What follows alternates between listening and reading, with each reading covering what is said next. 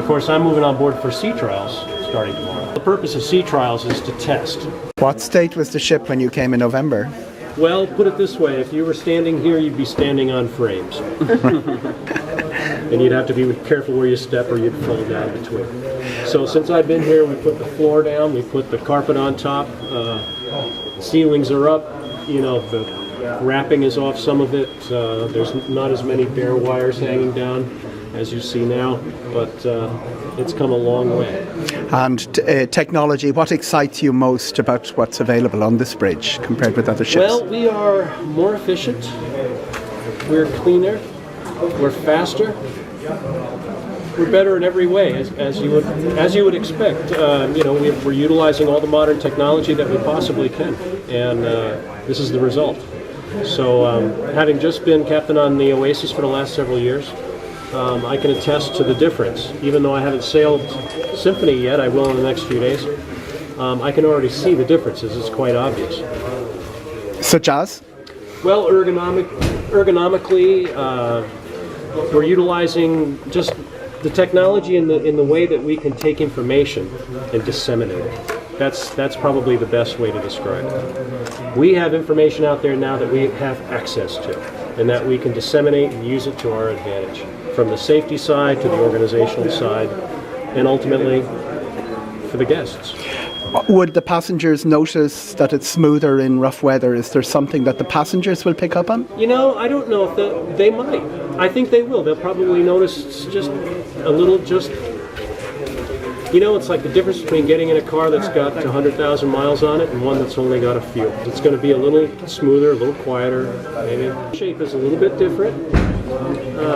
We've gone to great pains to reduce vibrations and excess noises, and motion, of course, goes with that. And part of utilizing technology is, you know, avoiding bad weather and all the things that negative impact us. So we're looking at all the positive things and mitigating all the negative things.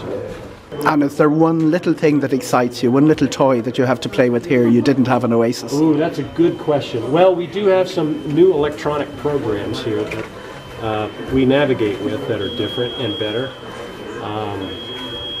Our bow thrusters, although they're the same horsepower, they have different shape and tunnel shape and everything, so I think they're going to be a little more effective. You'll feel that. That's always nice to, you know, if you buy a Mercedes E-Class and then you drive it for many, many miles and then you buy a new one, you're going to notice a little difference, and I think that's the case here. We have to be extremely precise, and this is where our technology, we can take advantage. So in that respect, even though we have all this horsepower, even though we have this maneuverability that is so needed here, we have to be precise with it. So that's a challenge, and it's a good challenge. It's a good challenge to have, and we have the tools to manage it. So I really enjoy that part of it. On the other hand, since we have such precision, and since we have such speed of information, we are able to, I think, be more effective, you know, in the way we plan our itineraries. Knowing the capability of the ship and utilizing that to our greatest advantage. What's the most difficult port for a ship of this size that is on the current itineraries? Well, that's a good question. I mean, it really is weather dependent in a lot of ways. Ports that are shallow, small, and exposed to the wind, and generally have unpredictable weather. Those are the challenging ports, and there are a few out there. But you know, some years you'll be there on your itinerary going to those so-called challenging ports, and they're fine, and they're not a challenge. And other years you get weather patterns that tend to time themselves in such a way that you find that when you're there, it's a challenge. So it does depend quite a bit. You know, remember this, even if we could tender, there are ports that can't handle this many people in a short period of time. So we do have to be very specific in where we go. It's the nature of it. You wouldn't want to take a big ship like this to a port that can't handle the amount of guests that we're going to.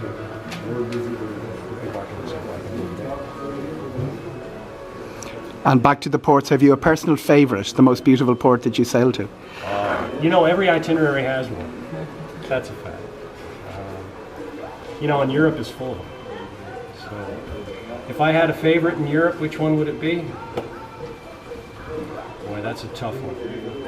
Because there's many that are pretty nice. I do like Barcelona.